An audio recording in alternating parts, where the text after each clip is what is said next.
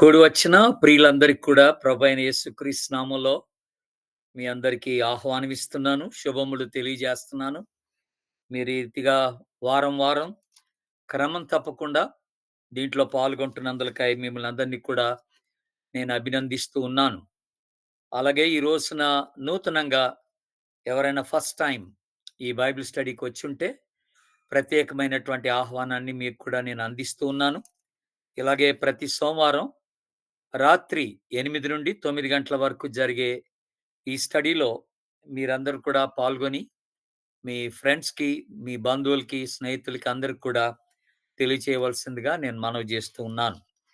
ప్రియమైన దేవుని బిడ్డలారా, మనము ఈ రోజున యోవేల్ గ్రంథం యొక్క విశ్లేషణ చేయబోతున్నాం. లాస్ట్ వీక్ మనము హెబ్రీ పత్రికను చూసాం. హెబ్రీ పత్రికలో అనేకమైనటువంటి అంశాలు, మరి యేసుక్రీస్తు యొక్క ఔన్నత్యం, యేసుక్రీస్తు యొక్క గొప్పతనం, యేసుక్రీస్తు యొక్క శ్రేష్టత, ఇవన్నీ కూడా మనం హెబ్రీ పత్రికలో చూసుకుంటూ వచ్చాం. అయితే ఈ రోజున యోవేల్ గ్రంథంలోనికి మనం ప్రవేశిస్తున్నాం. ఎందుకంటే ఈ యోవేల్ గ్రంథం మనం ఆలోచన చేసినట్లయితే చిన్న గ్రంథాలుగా చెప్పుకునేటువంటి గ్రంథాల్లో మనకి రెండవ పుస్తకంగా కనపడతా ఉంటది ఇది. కనుక దాదాపుగా 12 చిన్న గ్రంథాలు ఉన్నాయి. అంటే చిన్న ప్రవక్తల గ్రంథాలు అంటాం మనం. అంటే ప్రవక్తలు పొట్టోళ్ళని కాదు, ఈ పుస్తకాలు చిన్నవి అని చెప్పడం అన్నమాట. కనుక అలాగే చిన్న పుస్తకాలుగా ఉన్నటువంటి ఈ గ్రంథాలని మనం ధ్యానం చేసుకోవడానికి ఇప్పుడు ఎంటర్ అయిపోతున్నాం అన్నమాట వాటిలోకి, పాత నిబంధనలో. కనుక ఈ రోజున మనం యోవేల్ గ్రంథాన్ని ఒకసారి చూద్దాం. యోవేలు అని అనగానే దాని అర్థం ఏంటంటే యెహోవా నా దేవుడు అని అర్థం, లేకపోతే యెహోవాయే దేవుడు అని అర్థం. జెహోవా ఈజ్ గాడ్ అని అంటారన్నమాట. ఇది చాలా చిన్న పుస్తకం. 3 అధ్యాయాలు ఉన్నాయి, 73 వచనాలు ఉన్నాయి, 2033 వర్డ్స్ అంటే పదాలు. అది ఇంగ్లీష్లో అయితే 2033 పదాలు కనపడతాయి మనకి. తెలుగులో నేను పూర్తిగా కౌంట్ చేయలేదులేండి, కొంచెం ఎక్కువగా ఉండొచ్చు తెలుగులోనైతే, మనకి పర్వాలేదు. ఇంకొక విషయం ఏంటంటే ఈ యోవేల్ గ్రంథం దాదాపుగా ఆమోసు లేకపోతే యెషయా సమకాలికులుగా ఉన్నారు యోవేల్తో. ఈ ప్రవక్తలు కూడాను, ఆమోస్ గాని లేకపోతే యెషయా గాని సమకాలికులుగా యోవేల్తో పాటు పనిచేసినటువంటి వారే. అయితే ఈ గ్రంథంలో మనకి రాజు గురించిన ప్రస్తావన ఎక్కడ ఉండదు. రాజుల గురించి ఏం చెప్పరు ఇక్కడ. కాకపోతే యోవాషు, ఉజ్జియా పరిపాలనలో ఈ యొక్క కార్యాలన్నీ కూడా జరిగినట్టుగా, ఈ ప్రవచనాలు జరిగినట్టుగా మనకి తెలియచేయబడతా ఉందన్నమాట. యోవాషు ఆ తర్వాత ఉజ్జియా కాలంలో జరిగినటువంటి విషయాలుగా మనం గమనిస్తూ ఉన్నాం దేవుని బిడ్డలారా. ఆ తర్వాత ఇంకొకటి ఏంటంటే ఈ పుస్తకం అంతా చదివేటప్పుడు ఆశ్చర్యరీతిగా 2 ప్రాముఖ్యమైన దినాల గురించి మాట్లాడతాడు. ఒకటి ఏంటంటే గడిచిపోయిన ప్రభు దినం అని అంటాడు.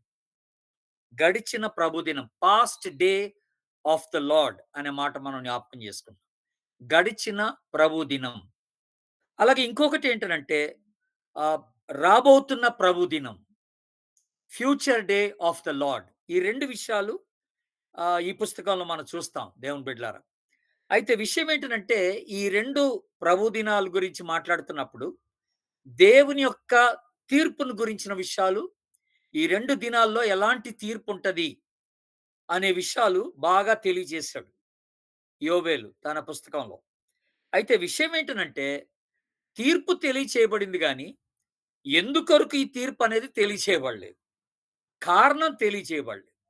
కాకపోతే తన ప్రజలకు, ఇశ్రాయేలీలకు వచ్చేటువంటి తీర్పును గురించి చాలా చక్కగా ఈ పుస్తకం అంతట్లో కూడా రాసినట్టుగా మనం చూస్తాం. అయితే ఆ తీర్పుని 2 భాగాలుగా విభజించాడు. ఒకటి ముందుగా అంటే గతంలో గత ప్రభు దినం అనే మాట, గడిచిన ప్రభు దినం అనేటువంటి మాట, దానికి సంబంధించిన తీర్పు ఒకటి ఉంటది. ఆ తర్వాత రాబోతున్న ప్రభు దినంలో ఉండేటువంటి తీర్పు ఎలాగుంటుందో అదొకటి. ఈ 2 క్లియర్‌గా మనకి తెలియజేయబడుతున్నట్టుగా ఉంది దేవుని బిడ్డలారా. అయితే ఇంకొక విషయం, యోవేలు ఇక్కడ స్టార్టింగ్‌లోనే మనకి తెలియజేయబడిన మాటేంటంటే, ఇతడు పెతూయేలు కుమారుడు అనే మాట జ్ఞాపకం చేశారు. పెతూయేలు కుమారుడైనటువంటి యోవేలు అనేటువంటి మాట మనకు గుర్తు చేస్తున్నారు. అయితే బైబిల్‌లో మనం జాగ్రత్తగా గమనిస్తే ఒక నలుగురు యోవేళ్ళు మనకు కనపడతారు.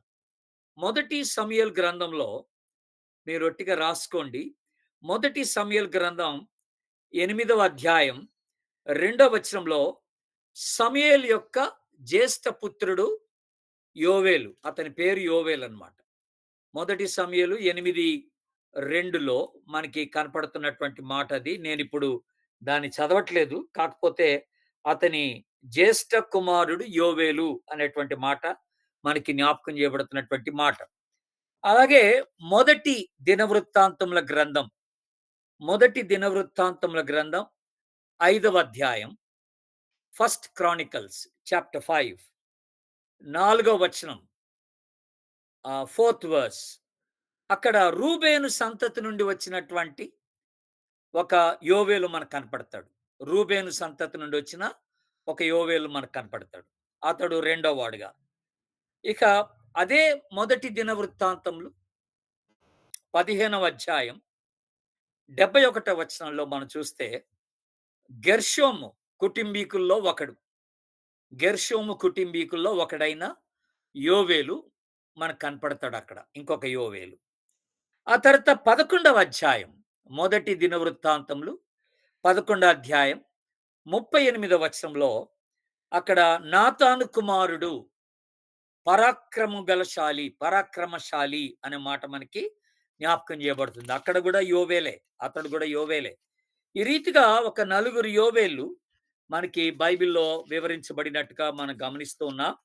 ఆ నలుగురిలో నలుగురు కాకుండా ఇప్పుడు మన ఈ యోవేలు ప్రవక్త, అంటే ఇప్పుడు మనకి గ్రంథ ప్రవక్త యోవేలు వేరుగా 5వ వ్యక్తిగా మనకి చూపించబడుతూ ఉంది దేవుని బిడ్డ.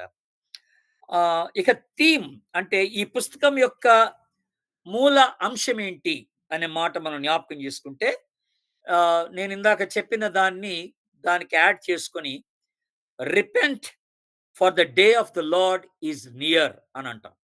ఎందుకంటే నేను 2 ప్రభు దినాల గురించి చెప్పాను మీకు. ఒకటి గడిచిన ప్రభు దినం, ఇంకొకటి రాబోతున్న ప్రభు దినం. 2 దినాల గురించి వివరించాడని చెప్పాను. ఆ 2 దినాలు తీర్పుకి సంబంధించినటువంటివే. దేవుని యొక్క తీర్పుకి సంబంధించి.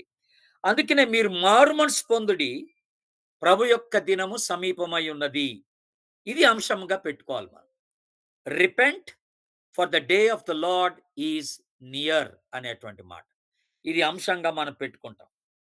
ఇక ఈ యోవేలు గ్రంథంలో మూల వాక్యాలు, ఒక 2 ప్రధానమైన మూల వాక్యాలు మనకు కనపడతాయి. ఒకటి మొదటి అధ్యాయం 4వ వచనంలో అక్కడ మనకి గొంగళి పురుగులు విడిచిన దానిని అవన్నీ వివరిస్తాడు.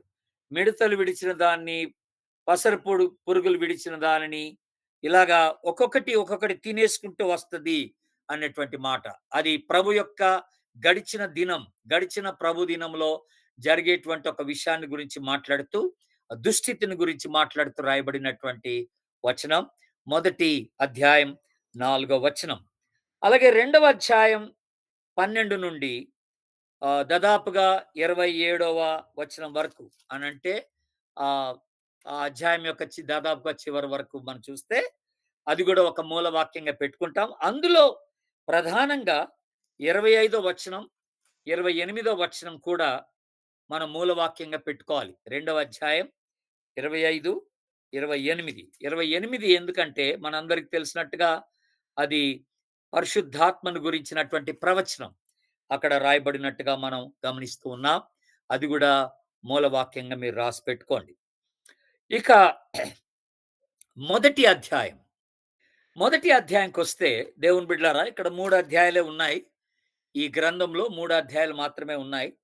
మొదటి అధ్యాయంకి వస్తే గడిచిన ప్రభు దినము, దాని గురించినటువంటి విషయాలు మాట్లాడుతూ వస్తున్నాడు. ఇక్కడ 4వ వచనంలో అది గొంగళి పురుగులు తినివేసేటువంటి ఒక పరిస్థితి అన్నాడు. లోకస్ అంటారు. లోకస్ అనే మాట ఉపయోగించబడింది ఇంగ్లీష్‌లో. లోకస్ అంటే గొంగళి పురుగులని. అంటే పంటంతా గూడా గొంగళి పురుగులు తినివేసినటువంటి స్థితిని జ్ఞాపకం చేస్తున్నాడు. ఈ జ్ఞాపకం చేసుకుంటూ 15వ వచనంలో మొదటి అధ్యాయం 15వ వచనంలో అది భయంకరమైనటువంటి దినంగా ఆ దినము ప్రభు యొక్క దినము భయంకరంగా ఉంటుంది అనేటువంటి మాట మనకి జ్ఞాపకం చేస్తున్నాడు. ఎందుకు భయంకరంగా ఉంటుంది అననంటే మీరు 4వ వచనంలో మనకు కొన్ని మాటలు అంటే అక్కడక్కడ కొన్ని మాటలు మీకు చూపిస్తానండి. 4వ వచనంలో మనకు కనపడేటువంటి ఎక్కువగా కనపడేటువంటి ఒక మాట ఏంటంటే తినివేశను అనే మాట. తినివేశను అంటే ఇంకేమీ లేకుండా అయిపోయింది పరిస్థితి అని చెప్పడం అన్నమాట. 6వ వచనం మొదటి అధ్యాయం 6వ వచనంలో దేశం మీదికి వచ్చెను అనేటువంటి మాట. లెక్కలేని బలమైన జనాంగం అనే మాట మనం మాట్లాడుతున్నాం. ఈ జనాంగం ఎవరు? ఈ జనాంగం ఎవరంటే గొంగళి పురుగులే. అంత సమూహంగా వచ్చినాయన్నమాట. వచ్చి దేశం మీదికి దొమ్మిడిగా వచ్చినట్టుగా మనకిక్కడ జ్ఞాపకం చేస్తున్నాడు దేవుని బిడ్డ. తర్వాత 7వ వచనంలో కొరికి ఉన్నవి అని అన్నాడు.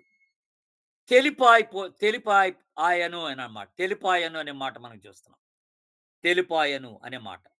కొరికి ఉన్నవి తెలిపాయను అనేటువంటి మాట. 9వ వచనంలో మందిరము మూయబడెను అనేటువంటి మాట. మందిరము మూయబడెను. ఎవరు రాకుండా నైవేద్యాలు మందిరానికి తీసుకొని రాకుండా అవి పరిచర్య యాజకులు మందిరంలో జరిగించకుండా మందిరము మూయబడినటువంటి స్థితి.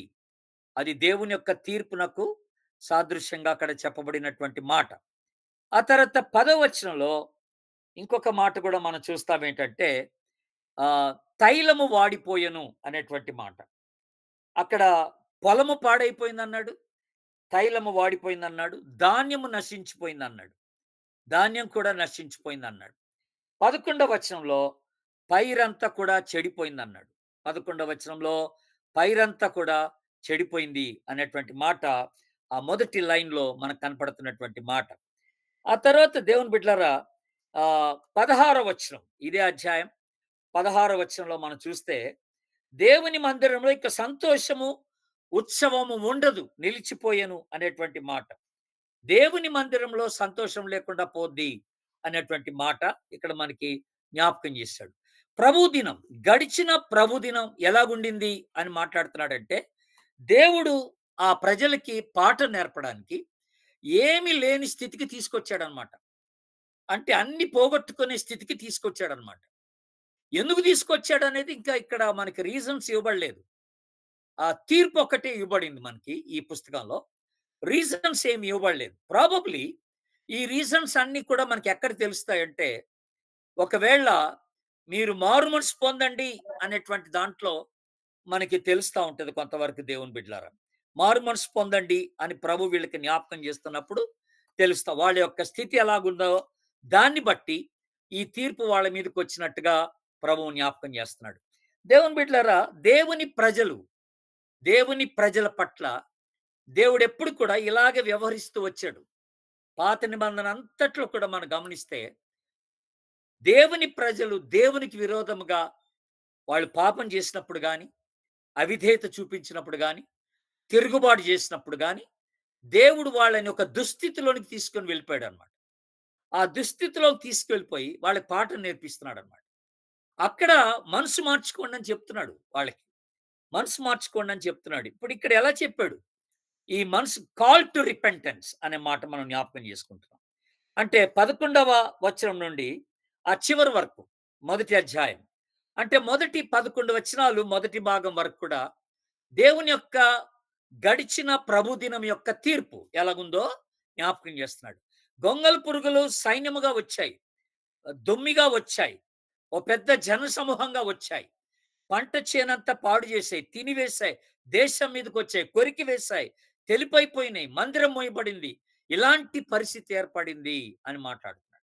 ఏర్పడి ఇప్పుడు వాళ్ళకి ఒక పిలిపిస్తున్నాడు దేవుడు ప్రవక్త ద్వారా. ఏటి పిలుపంటే మీరిప్పుడు మారుమనసు పొందాలన్నాడు. 11వ వచనం రెండో భాగం చూడండి ఇప్పుడు మీరు. 11వ వచనంలో రెండో భాగంలో 2 మాటలు మీరు రాసుకోవాల్సిన మాటలున్నాయి. ఆ 2 మాటలేంటంటే సిగ్గునందుడి, రోదనము చేయుడి అని అన్నాడు. ఈ మారుమనసునకు పిలుపులో దేవుడు ఎక్స్‌పెక్ట్ చేస్తుందేంటంటే ప్రజల నుండి, వాళ్ళ నుండి దేవుడు కోరుకుంటుందేంటంటే, వాళ్ళు సిగ్గుపడాలని. వాళ్ళ యొక్క జీవితాన్ని బట్టి, వాళ్ళ తిరుగుబాటుని బట్టి, వాళ్ళ అవిధేయతను బట్టి సిగ్గుపడాలని దేవుడు కోరుతున్నాడు. కోరుకుంటూ రోదనం చేయండన్నాడు. 2 మాటలు ఉపయోగించాడక్కడ. అలాగే 13వ వచనంలో, మొదటి అధ్యాయం 13వ వచనంలో మరొక 2, 3 మాటలక్కడ దేవుడు జ్ఞాపకం చేస్తున్నాడు. అంగలార్చుడి, మళ్ళీ ఇంకో మాట రోదనం చేయుడి, మళ్ళీ ఇంకొక మాట రాత్రంతా గడుపుడి అని అన్నాడు. చూసారా దేవుని బిడ్డలారా? రాత్రంతా గోనె పట్ట వేసుకొని పశ్చాత్తాపపడుతూ ఆయన సన్నిధిలో గడపాలని దేవుడు కోరుకుంటున్నాడనమాట. కనుక ఇక్కడ 3 రకాలైనటువంటి పదాలు ఉపయోగించబడ్డాయి. అంగలార్చుట, రోదనం చేయుట, రాత్రంతా గడుపుట. ఇది చేయాలన్నాడు. ఇది మీరు చేయండి అన్నాడు దేవుని బిడ్డలారా. తర్వాత 14వ వచనంలో ఇంకొక మాట, మారు మనసుకి సంబంధించి ఇంకొక మాట దేవుడు చెప్పిన మాట, వ్రత దినం ఏర్పాటు చేసుకోండి అన్నాడు. మీరు వ్రతం చేయాలన్నాడు దేవుని సన్నిధిలో. చాలా మంది వ్రతం చేసేటప్పుడు ఏం చేస్తారు? ఉపవాసాలు ఉంటారు. కఠినంగా ఉంటారు కొంతమంది. కేవలం మంచినీళ్ళు తీసుకొని, ఇంకా ఏ కాఫీ, టీలు, పాలు ఏం పుచ్చుకోకుండా కఠినమైన ఉపవాసం చేసేవాళ్ళు ఉంటారు. వ్రత దినాన్ని మీరు డిక్లేర్ చేసుకోండి అన్నాడు ఇక్కడ. వ్రత దినం అనే మాట మనకు మాట్లాడుతున్నాడు. 14వ వచనంలో ఏర్పాటు చేసుకోండి అన్నాడు. అలాగే యెహోవాను బతిమాలుకొనుడి అని అన్నాడు. చూసారా?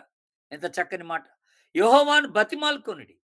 అంటే ఇప్పుడు మనకు అర్థమవుతుంది ఏంటి దేవుని బిడ్డలారా? ఇంకోటి 19వ వచనం లాస్ట్‌కొచ్చేయండి మీరు. ఆ 19వ వచనానికి వచ్చే లోపల అక్కడ ఇంకో మాట, నీకే నేను మొరపెడుతున్నానని చెప్పమన్నాడు. మొరపెట్టుడి అనే మాట. మొరపెట్టుడి అనే మాట. ఇది చాలా ఇంట్రెస్టింగ్‌గా ఉంది దేవుని బిడ్డలారా. మనం ఆలోచన చేస్తే, దేవుడు తన ప్రజలు తప్పు చేశారని తెలుస్తానికి. చేసినప్పుడు వాళ్ళని శిక్షించకుండా, అంటే వాళ్ళకి కేవలం కొద్ది కాలం పాటు శ్రమనిచ్చాడు దేవుడు. వాళ్ళకి కలిగిందంతా తీసేశాడు. వాళ్ళకి నష్టం చేశాడు. వాళ్ళకి కొంత ఫెయిల్యూర్ వచ్చింది. వాళ్ళు ఉన్నదంతా కోల్పోయారు. వాళ్ళు దేవుని సన్నిధికి రాలేకపోయారు. మందిరం మూయబడింది. ఇలాంటి పరిస్థితి దేవుడు ఎందుకు కలుగజేశాడంటే తిరిగి వాళ్ళ మీద ప్రేమతోనే మళ్ళీ వాళ్ళకి దేవుడు ఏం చేస్తున్నాడంటే పిలుపునిస్తున్నాడు. పశ్చాత్తాపానికి పిలుపునిస్తున్నాడు. మారు మనసునకు పిలుపునిస్తున్నాడు. 11వ వచనం నుండి 19వ వచనం వరకు మొదటి అధ్యాయం ఈ పిలుపు గురించి, ఈ మారు మనసు గురించిన పిలుపు మనం చూస్తాం. సిగ్గునొందుడి, రోదనం చేయుడి, అంగలార్చుడి, ఆ రాత్రంతా గడపండి, వ్రత దినం ఏర్పాటు చేసుకోండి, యెహోవాను బతిమాలుకోండి, మొరపెట్టుకోండి అని అంటున్నాడన్నమాట. ఎంత ప్రేమ దేవునికి ఇందులో మన పట్ల ఉందో కనపడతా ఉంది దేవుని బిడ్డ. దేవునికి ప్రేమ ఉండబట్టే ఈ రీతిగా చేశాడన్నమాట. కొన్ని సందర్భాల్లో మనం దేవుణ్ణి ఎదురు ప్రశ్నిస్తాం. ఎందుకిలా జరిగిందని? నాకెందుకిలా జరిగింది అనుకుంటాం. ఎందుకిలా జరుగుతుంది అనుకుంటాం. కొన్ని ఒకదానెమ్మట ఒకటి ప్రతికూలమైన పరిస్థితులు జరుగుతా ఉంటాయి కొన్నిసార్లు. అప్పుడు ప్రభువుని ప్రశ్నిస్తాం మనం. కానీ దాని వెనక ఉన్నటువంటి ఒక ఉద్దేశ్యం ఏంటంటే ప్రభుకి, మనలో ఏదో మార్పు తీసుకురావాలని ప్రభు కోరుతున్నాడని తెలుసుకోవాలి. ఆయన ఆయన సన్నిధికి మనం రావాల్సి ఉందేమో. మన జీవితాన్ని సరిజేసుకోవాల్సింది ఉందేమో. మన ప్రవర్తన సరిజేసుకోవాల్సింది ఉందేమో. మారుమనసు పొందాల్సినటువంటి అవసరత ఉందేమో. అందుకని దేవుడు ఇవన్నీ కలిగించి మీరు దేవుని సన్నిధికి రండి పశ్చాత్తాపంతో అంటున్నాడు. పశ్చాత్తాపంతో రండి అని ఒక పిలుపునిక్కడ ఇస్తున్నట్టుగా ఉంది దేవుని బిడ్డలారా. ఇప్పుడు 2వ అధ్యాయంకి వచ్చే లోపల వెరీ ఇంట్రెస్టింగ్‌గా ఇక్కడ ఇంకొక దినాన్ని గురించి మాట్లాడుతున్నాడు. ఆ దినం ఏంటనంటే రాబోతున్నటువంటి ప్రభు దినం. ఇక్కడ మొదటి వచనంలోనే మీరు గమనిస్తే యెహోవా దినము వచ్చుచున్నదని అని అంటాడు. చూసారా మీరు ఆ మాట? యెహోవా దినము వచ్చుచున్నదని అని అంటాడు. అంటే రాబోతున్నటువంటి దినాన్ని గురించి మాట్లాడుతున్నాడు. The future day of the lord అనే మాట. అది ఇంకా భయంకరంగా ఉంటదని మాట్లాడుతున్నాడు. అది ఎలాగుంటదంటే ఒక యుద్ధ సైన్యంలాగా జనాలొచ్చేస్తారట దేవుని బిడ్డలారా. మీరు చూడండి అక్కడ 4, 5 వచనాలు 2వ అధ్యాయం 4, 5 వచనాలు నేను చదువుతున్నాను గమనించండి. 4వ వచనం, 5వ వచనం. వాటి రూపములు గుర్రముల రూపములు వంటివి, రౌతుల వలె అవి పరిగెత్తు వచ్చును, రథముల ధ్వని చేయనట్లు కొయ్యకాలు అగ్నిలో కాలుచు ధ్వని చేయనట్లు, యుద్ధమునకు సిద్ధమైన శూరులు ధ్వని చేయనట్లు, అవి పర్వత శిఖరం మీద గంతులు వేయుచున్నవి అని అంటాడు. చూసారా దేవుని బిడ్డలారా? ఇక్కడ రెండవ సీన్‌లో మనకు కనపడుతుంది ఏంటంటే, ఈ గొంగళి పురుగే. కానీ గొంగళి పురుగు యొక్క స్థితి ఎలాగుందంటే, ఒక సైన్యంలాగా ఉందట అది. బలమైనటువంటి యుద్ధ రంగంలో దిగిన సైన్యంలాగా. రథాల రథాలతో వస్తున్నటువంటి సైన్యంలాగా కనపడుతుందట దేవుని బిడ్డలారా. ఇంతకు ముందు అది ఇలాంటి ఒక సమూహం రాలేదంటాడన్నమాట. ఇంతకు ముందు కన్నా ఒక బలమైనటువంటి శక్తి వాళ్ళ మీదకి, బలమైనటువంటి ఒక పరిస్థితి వాళ్ళ మీదకి వస్తున్నట్టుగా, ఆ ప్రజల మీదకి వస్తున్నట్టుగా దేవుడు జ్ఞాపకం చేస్తున్నాడు దేవుని బిడ్డలారా. ఇది మనం గుర్తుపెట్టుకోవాల్సినటువంటి ఒక మాట. అయితే ఆ దినం ఎలాగుంటది? రాబోతున్నటువంటి దినం ఎలాగుంటది అనేటువంటి విషయాన్ని మనం మాట్లాడితే, ప్రాబబ్లీ అది రాకడ దినం గావచ్చు. రాబోతున్నటువంటి దినం అన్నప్పుడు రాకడ దినం. ఈ future day of the lord అని అన్నాడు. రాబోతున్నటువంటి ప్రభు దినం గనక. అది భయంకరంగా ఉంటదని మాట్లాడుతున్నాడు. కనుక అది అప్పుడు ఏమవుద్దట, రెండవ అధ్యాయంలో మొదటి వచనం చూడండి అక్కడ. ఒక మాట మనకక్కడ జ్ఞాపకం చేయబడిన మాట. మొదటి వచనం చివరి భాగం. అది సమీపమాయనని దేశ నివాసులందరూ వణుకుదురుగాక అని అన్నాడు. ఆ రాకడ దినము సమీపించుచున్న కొలది ఆ దేశ నివాసుల కట్ట వణుకు పుట్టుద్దట. వణుకు దేవుని బిడ్డలారా. ఆ తర్వాత రెండవ వచనంలో ఆ దినము అంధకారమయముగా ఉండుట, మహాంధకారము కమ్మును అన్నాడు. చూసారా దేవుని బిడ్డలారా? మహాంధకారం అన్నాడు. భయంకరమైనటువంటి అంధకారం ఆ టైంలో వస్తదట దేవుని బిడ్డలారా. ఆ రాకడ టైంలో దేవుని యొక్క దినపు రాకడ మాట్లాడుతున్నాం మనం. ఆ రాకడ టైంలో మనుషులకు వణుకు పుడతదట. మహా అంధకారం అక్కడ ఆహ్, ఆహ్, అందరికీ వాటిల్లుద్దని జ్ఞాపకం చేస్తున్నాడు.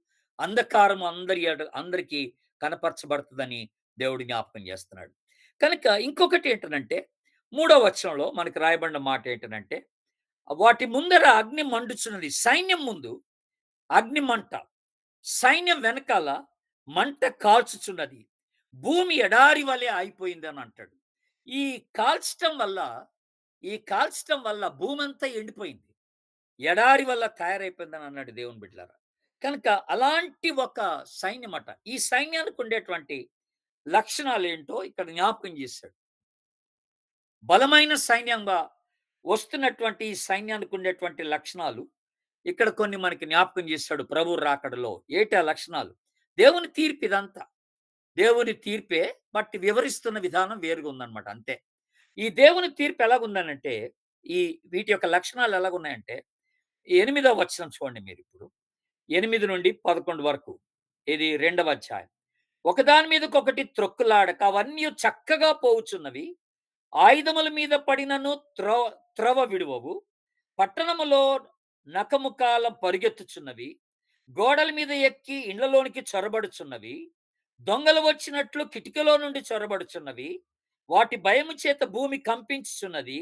ఆకాశము తత్తరించుచున్నది. ఆ సూర్యచంద్రులకు తేజోహీనత కలుగుచున్నది.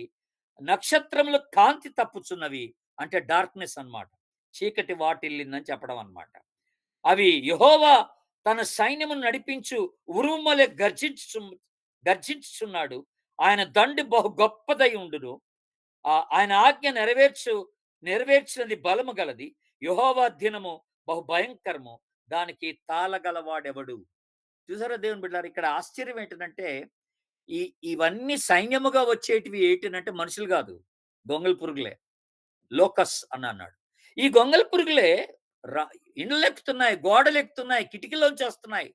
భయంకరమైనటువంటి సైన్యంగా వచ్చి మనుషుల్ని చాలా భయపెట్టేసి, వణుకు పుట్టిచ్చేసి, అది చీకట్లో మళ్ళీ అంధకారమైనటువంటి ఆ చీకట్లో ఇదంతా జరుగుతుందని ప్రభు జ్ఞాపకం చేస్తూ వస్తున్నాడు దేవుని బిడ్డలారా. ఇదంతా జరుగుతూ వస్తుందని ప్రభు జ్ఞాపకం చేస్తున్నాడు. మీరు గుర్తుపెట్టుకోవాలి. ఇప్పుడు ఈ రెండవ కాల్ అంటే మనకి రెండవ దినం, future day of the lord అని అన్నాం కదా. రాబోతున్నటువంటి ప్రభు దినాన్ని గురించి ఇవన్నీ ఎలాగ జరగబోతున్నాయి కనుక మళ్ళీ ఒక పిలుపు ఇచ్చాడు ఇక్కడ, రెండో పిలుపు. ఆ పిలుపు ఏంటనంటే మళ్ళీ పశ్చాత్తాపానికి పిలిపించాడు. గడిచిన ప్రభు దినం ఎందుకు ఇలాగ జరిగిపోయిందని ప్రజలు ఆలోచిస్తూ ఉండగా అది జరగడానికి గల కారణం ఒకటి ఉంది. మీరు పశ్చాత్తాపపడండి అన్నాడు. పశ్చాత్తాపపడండి. మీరు రోదనం చేయండి. మీరు అలాగే మీరు అంగలార్చండి. రాత్రంతా గడపండి. వ్రతదినం చేయండి. ఇలాగా మొరపెట్టుకోండి అన్నాడు గదా! ఇవన్నీ అంటూ ఇప్పుడు మళ్ళీ ప్రభు యొక్క రెండవ అంటే రాబోతున్నటువంటి దినాన్ని గురించి మాట్లాడుతూ అక్కడ గూడా ఒక పిలుపిచ్చాడు మళ్ళీ ప్రభు. ఏటా పిలుపు? మళ్ళీ పశ్చాత్తాపానికి సంబంధించినటువంటి పిలుపిచ్చాడు. ఇప్పుడు చూడండి 12వ వచనం. రెండవ అధ్యాయం. 12వ వచనంలో మళ్ళీ ఆ పిలుపు మనం వెరీ క్లియర్‌గా ఆ పిలుపుని మనం చూస్తున్నాం ఇక్కడ దేవుని బిడ్డలారా. ఏటి? ఇప్పుడైనను మీరు ఉపవాసముండి, కన్నీరు విడుచుచు, దుఃఖించుచు, మనఃపూర్వకముగా నా యొద్దకు రండి. ఇదే యెహోవా వాక్. ఇది మళ్ళీ సెకండ్ టైమ్ దేవుడు తన ప్రజలకి పశ్చాత్తాపానికి ఒక పిలుపిస్తున్నట్టుగా కనపడుతుంది. ఎక్కడి దాకా ఉంది ఆ పిలుపు? 12వ వచనం నుండి 17వ వచనం వరకు రాసుకోవాలి మీరు. 12 నుండి 17 వరకు. ఇక్కడ కూడా అదే మాట రాసాడండి. ఆయన కరుణావాత్సల్యము కలిగినటువంటి దేవుడు. ఆయన శాంతమూర్తి. అత్యంత కృప కలిగినటువంటి వాడు గనుక తాను చేయనుద్దేశించిన కీడు చేయకుండా ఆయన పశ్చాత్తాపడతాడు గనుక మీ వస్త్రములు గాక మీ హృదయాలను చించుకోండి అన్నాడు. అంతగా మీరు పశ్చాత్తాపడాల, పాపాలు ఒప్పేసుకోండి. ఆయన తట్టి తిరగండి అని మాట్లాడుతున్నాడు. ఆయన తట్టి తిరగండి. మీ మనసు మార్చుకోండి. తిప్పుకోండి. దీవెన అడగండి. వ్రత దినాన్ని మళ్ళీ నియమించుకోండి. 15వ వచనంలో జనులను సమకూర్చండి. అందరూ కలిసి దేవుని సన్నిధికి రండి. 16వ వచనంలో గమనిస్తే ఎంతో చక్కని పిలుపు ఉంది అక్కడ. 16వ వచనంలో. 16వ వచనంలో జనులను సమకూర్చుడి, సమాజమును ప్రతిష్ఠించుడి, పెద్దలను పిలవనంపించుడి, చిన్నవారిని స్తన్నపానము చేయి బిడ్డలను తోలుకొని రండి. పెళ్లి కుమారుడు అంతఃపురంలో నుండి పెళ్లి కుమార్తె గదిలో నుండి రావలేను. ఎవ్వరు కూడా మిస్ అవ్వకుండా యెహోవాకు పరిచయ యాజకులు కూడా బలిపీఠం మధ్య నిలబడి కన్నీళ్లు విడవాలంటాడు. అందరు రావాలి. అందరు రావాలి. అన్ని ఏజ్ గ్రూప్స్‌కి ఈ పిలుపిచ్చాడు. దేవుడు ఈ పిలుపునిచ్చి మీరు పశ్చాత్తాపపడండి అన్నాడు. ఇలా పడటం వల్ల దేవుడు కరుణా వాత్సల్యత కలిగిన దేవుడు గనక క్షమిస్తాడు. దేవుడు జాలి చూపిస్తాడు అన్నాడు. చూడండి దేవుని బిడ్డలారా. మీరు 18వ వచనం గమనించండి. ఇప్పుడు దేవుని యొక్క రెస్పాన్స్ తన ప్రజలు నిజంగా పశ్చాత్తాపపడి మొరపెట్టుకొని ఎలుగెత్తి ఏడ్చి వాళ్ళ హృదయాల్ని ఛేదించుకొని వాళ్ళు దేవుని దగ్గరికి వస్తేనట ఆ దేవుడు ఏం చేస్తాడట? 18వ వచనం జాలి చేసుకొనును ఆ మాట రాసుకోండి. 18వ వచనం. 19వ వచనంలో తృప్తిని ఇచ్చును. 19వ వచనం. 20వ వచనం తోలివేతును, పడగొట్టుదును. ఈ మాటలు రాసుకోవాలి మీరు అంతే.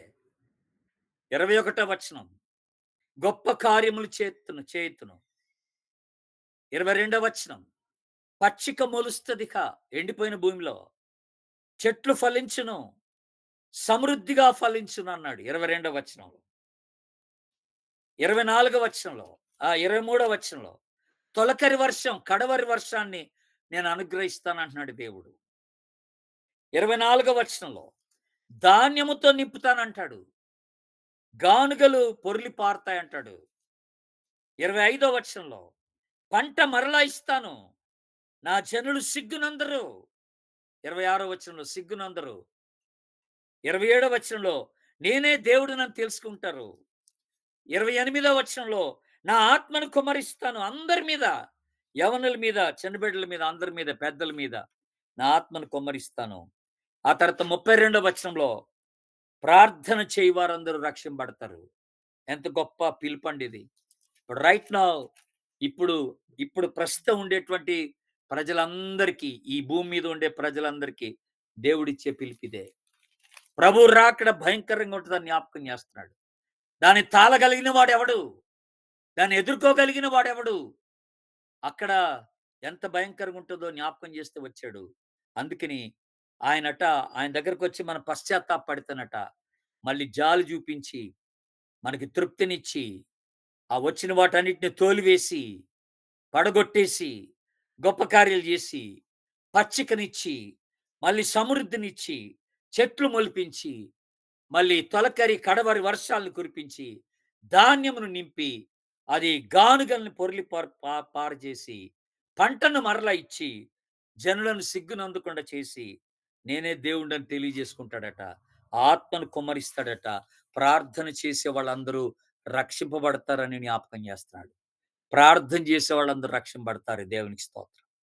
దేవుని బిడ్డలారా, ఇప్పటి వరకు ఎవరికైనా ఇంకా మారు మనసు లేకపోతే, నామకార్థ స్థితి ఎవరిలోనే ఉంటే మనలో, మన కుటుంబీకుల్లో పశ్చాత్తాపడాలి. ఆ దినము రాకముందే, ఆ దినం యొక్క పరిస్థితి మనం ఎదుర్కోకముందే ప్రభు చెప్తున్నాడు, అది భయంకరంగా ఉంటది. దాన్ని తాలుకోలేరు మీరు. అది వచ్చేదాకా చూడబాకండి అంటున్నాడు. ఇప్పుడే పిలిపిచ్చేస్తున్నాడు. ఇప్పుడే పిలిపిచ్చేస్తున్నాడు. ఆ పిలిపిస్తూ మీ ఎడల నేను జాలి చూపిస్తానంటున్నాడు. మళ్ళీ మంచి దినాలు మీకిస్తాను. తృప్తినిస్తాను. మునుపటి దినాలిస్తాను. మీరు మీరు ఫలించేటట్టు చేస్తానని దేవుడు జ్ఞాపకం చేస్తున్నాడు. దేవుని బిడ్డలారా, ఎంత గొప్ప మాట ఇది. The day of the lord. The future day of the lord. రాబోతున్నటువంటి ప్రభుదినం. మీరు ఒట్టిగా రెఫరెన్స్ రాసుకోండి. ఒట్టిగా రెఫరెన్స్ రాసుకోండి దేవుని బిడ్డలారా. యెషయా గ్రంథం 13 అధ్యాయం 6 నుండి 22 వరకు. యెషయా గ్రంథం 13 అధ్యాయం 6 నుండి 22 వరకు. అట్లాగే జెఫన్యా గ్రంథం 3 అధ్యాయం 1 నుండి 17 వరకు. జెఫన్యా 3 అధ్యాయం 1 నుండి 15 వరకు. యెహెజ్కేలు గ్రంథం 28 అధ్యాయం నుండి 39 అధ్యాయం వరకు. అన్ని అధ్యాయాలు 11 అధ్యాయాలు, 12 అధ్యాయాలు. 28 అధ్యాయం నుండి 39 అధ్యాయం వరకు. ఎందుకు ఈ రెఫరెన్సెస్ చెప్పానంటే, యెషయా గ్రంథం 13 6 నుండి 22 వరకు, జెఫన్యా 3 1 నుండి 15 వరకు, 17 వరకు, అలాగే యెహెజ్కేలు 28 అధ్యాయం నుండి 39 అధ్యాయం వరకు. ఇవన్నీ ఏంటంటే రాబోతున్న ప్రభు దినాన్ని గురించి మాట్లాడుతున్న అధ్యాయాలన్నమాట. ఆ ప్రవక్తలు కూడా అలాగే రాశారు. ప్రభు దినం ఎలాగుంటుందో వివరించారన్నమాట. ఆ రెఫరెన్సెస్ అన్నిట్లో. మీరు ఇంటికెళ్ళిన తర్వాత మీరు మళ్ళీ చూసుకోండి. అయితే దేవుని యొక్క వాగ్దానం ఏంటి ఇక్కడ? దేవుని వాగ్దానం ఏంటనంటే, నేను మళ్ళీ సమకూరుస్తాను ఇవన్నీ. మీరు పోగొట్టుకున్నవన్నీ ఇస్తాను. దేవుని ఆత్మను కుమ్మరించి మిమ్మల్ని బలపరుస్తాను. మళ్ళీ ఆ మిమ్మల్ని బలపరచడం ఎందుకంటే, మిమ్మల్ని ఆక్రమించు వారిని ఎదుర్కోవడానికి, ఆ పరిస్థితిలో ఎదుర్కొని మీరు ధైర్యంగా నిలబడటానికి ఈ పని నేను చేస్తానని ప్రభు జ్ఞాపకం చేస్తూ వస్తున్నారు. దేవుని బిడ్డలారా, జ్ఞాపకం చేస్తూ వస్తున్నాడు. కనుక ఇక్కడ 3 విషయాలు మనకి ఆయన వాగ్దానాన్ని గురించి మనం సమరైజ్ చేస్తే, ఒకవేళ ఆ వాగ్దానం గురించి మనం సమరైజ్ చేయాలనుకుంటే 3 విషయాలు ఇక్కడ మనం రాసుకోవాలా. ఒకటేంటనంటే క్షమాపణ, పాప క్షమాపణ. రెండవది రక్షణ. మూడోది సమకూర్పు అనే మాట. రెస్టరేషన్ అని అంటాం. Forgiveness, salvation and restoration. ఈ 3 మాటలు దేవుని వాగ్దానం ఇది. పశ్చాత్తాపడిన వాళ్ళకి దేవుడి వాగ్దానం ఇస్తున్నాడు. పాపాలు క్షమిస్తానంటున్నాడు, రక్షిస్తానంటున్నాడు, పోగొట్టుకున్నవన్నీ కూడా మళ్ళీ సమకూరుస్తానంటున్నాడు. నువ్వు ఏవేవి విషయాల్లో పోగొట్టుకున్నావో, ఏవేవి పోగొట్టుకున్నావో అవన్నీ దేవుడు నీకు తిరిగి సమకూరుస్తాడట దేవుని బిడ్డ. కనుక ఇక్కడ ఉన్న వాళ్ళు ఎవరైనా ఇంకా నామకార్థంగా రక్షణ అనుభవం లేకుండా, మారు మనసు లేకుండా అలాగ జీవిస్తున్న వాళ్ళు ఎవరన్నా ఉంటే జాగ్రత్త పడాలి. మారు మనసు పొందాలి. ప్రభు రానై ఉంటున్నాడు. ఆయన దినం మనం తట్టుకోలేము. ప్రభు వచ్చిన తర్వాత రక్షణ ఉండదిక. ప్రభు వచ్చిన తర్వాత పాప క్షమాపణ ఉండదిక. ప్రభు వచ్చిన తర్వాత మారు మనసు అనేది ఉండదండి ఇక. ఎంత మొత్తుకున్నా ఉండదిక.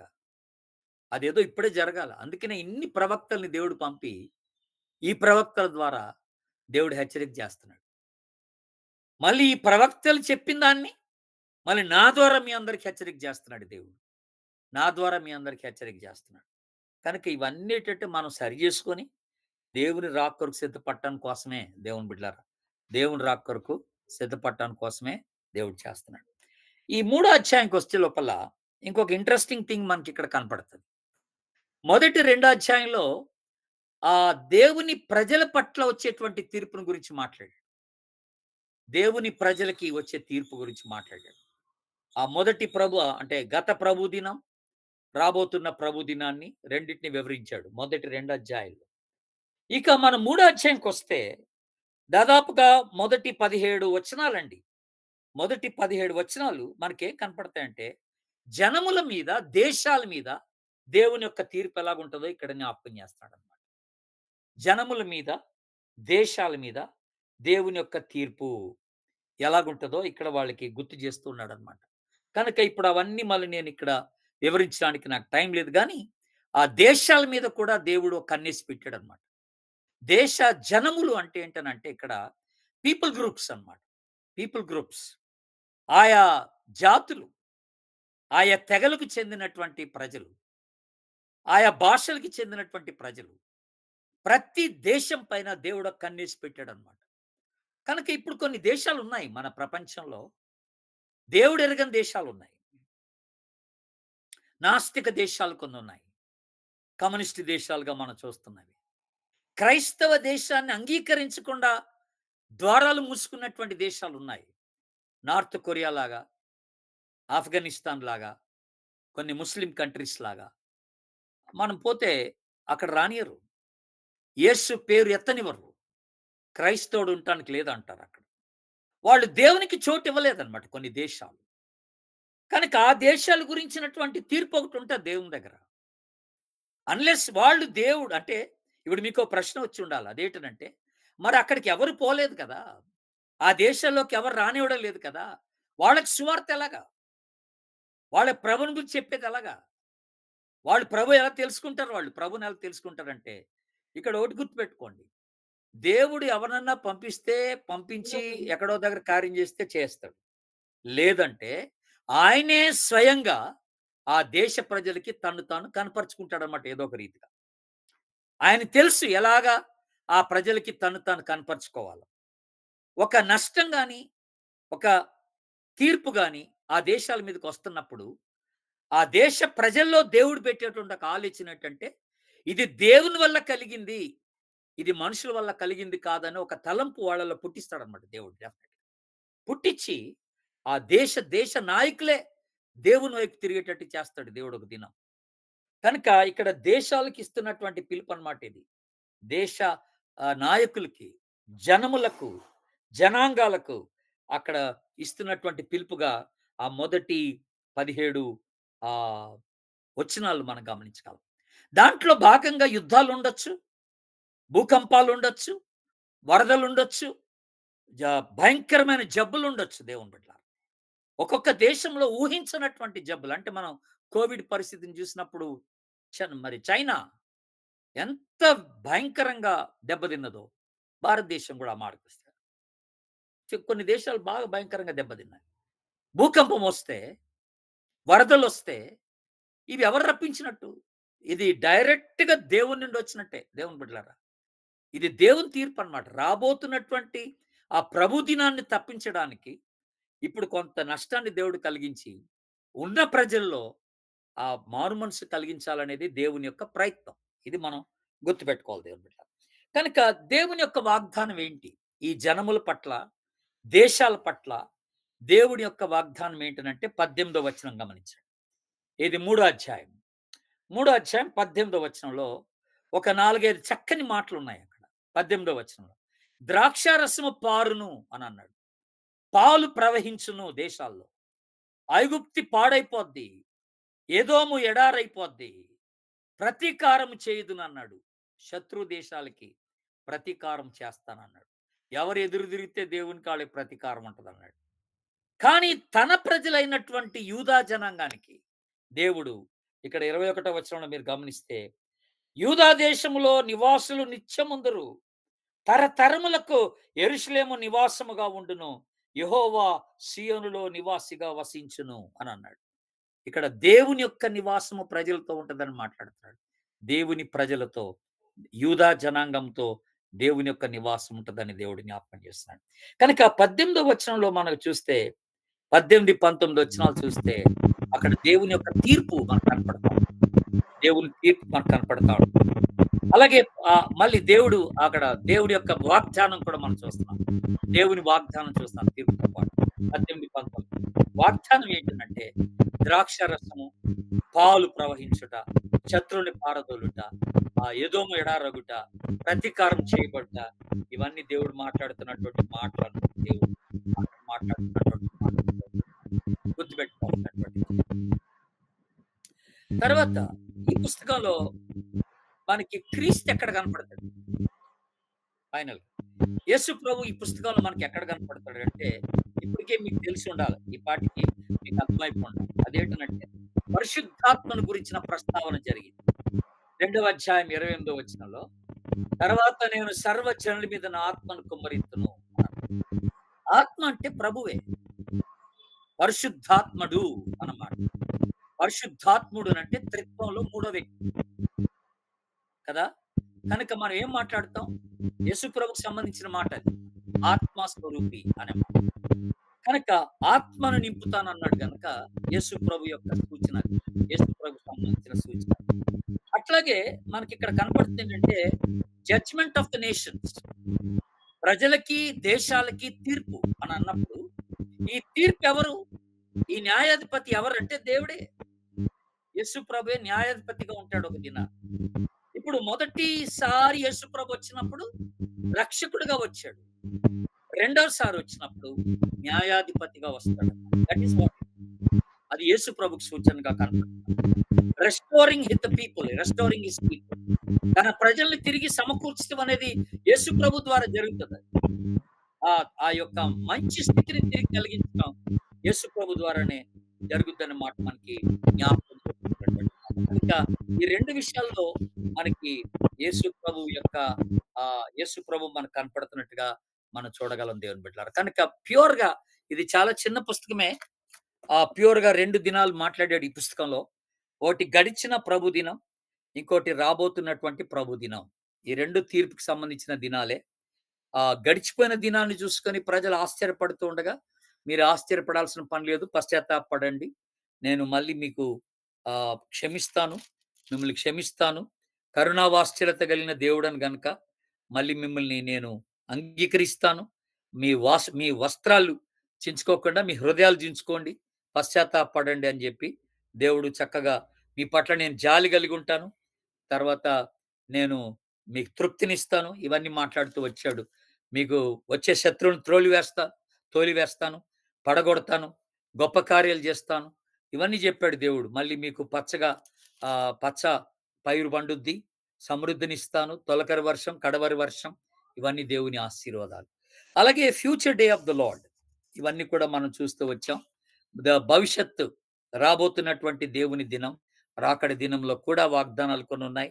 అక్కడ కూడా పశ్చాత్తాపానికి సంబంధించిన పిలుపు దేవుడిచ్చినట్టుగా మనం చూస్తున్నాం. కనుక దేవుని బిడ్డలారా, మరి ఈ గ్రంథమంతటి ద్వారా మనం తెలుసుకునేది ఏంటంటే ప్రభు దినం భయంకరం.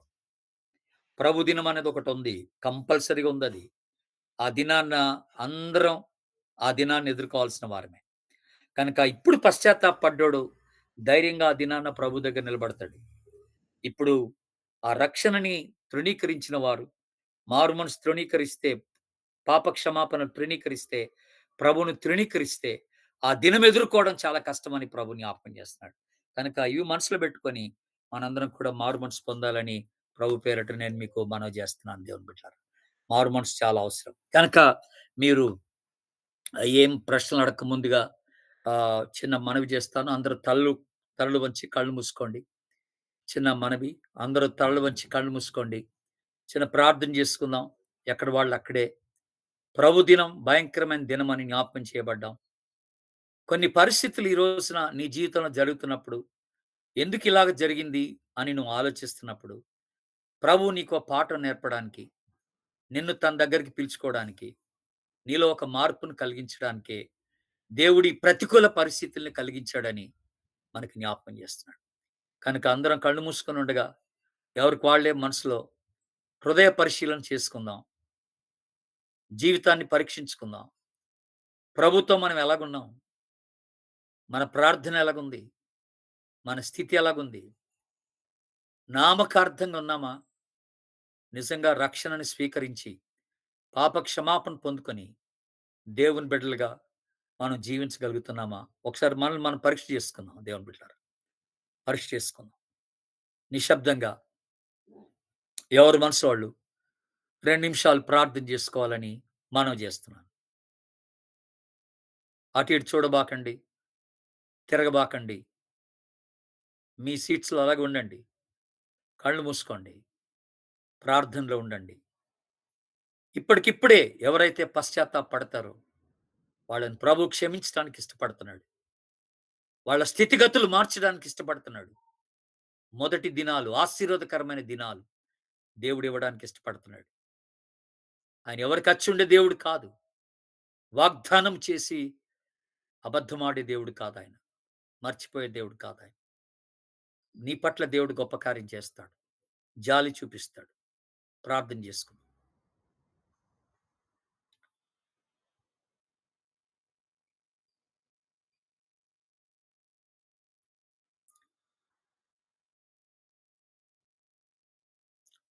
ప్రేమగల తండ్రి,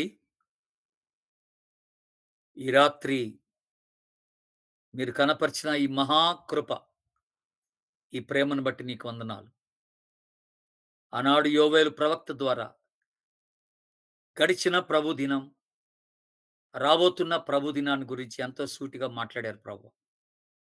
ఈరోజు రాబోతున్న ప్రభు దినాన్ని కూడా మేము జ్ఞాపకం చేసుకుంటూ, మమ్మల్ని మేము పరీక్షించుకునేటువంటి చక్కని అవకాశం ఇచ్చినందుకు వందనాలు. ఎంతమంది బిడ్డలైతే పశ్చాత్తాపపడుతూ ఈ రోజున వారి పాపాలు ఒప్పేసుకొని మిమ్మల్ని రక్షకునిగా, ప్రభువునిగా అంగీకరిస్తున్నారో అట్టి బిడ్డలను బట్టి వందనాలు. వారిని మీరు స్వీకరిస్తూ క్షమిస్తున్నందులకై స్తోత్రం. వారికి ఆశీర్వాదకరమైన స్థితిని కలగజేయబోతున్నందుకు వందనాలు. నీ బిడ్డలుగా జీవింప చేసుకుని మహిమ పొందమని ప్రార్థిస్తున్నాం. కూడి వచ్చిన ప్రతి బిడ్డను మీరు ఆశీర్వదించండి. వారి కుటుంబాలని దీవించండి. వారి ఉద్యోగాలను మీరు ఆశీర్వదించండి. చదువులో సహాయం చేయండి. వారి భవిష్యత్ ప్రయత్నాల్లో ఫలమిచ్చి నీ నామానికి మహిమ తెచ్చుకోమని ప్రార్థిస్తూ, నేను స్తుతిస్తూ ఘనపరుస్తూ యేసు నామమున ప్రార్థించి వేడుకుంటున్నాం తండ్రి. Amen. God bless you. Thank you so much.